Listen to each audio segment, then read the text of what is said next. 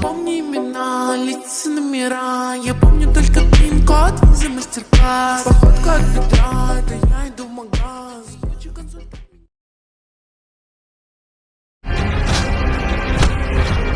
इज्जत से जीने का, किसी से डरने का नहीं, ना पुलिस से, ना एमएलए से, ना मंत्री से, ना भड़वों से, किसी के बाप से नहीं डरने का।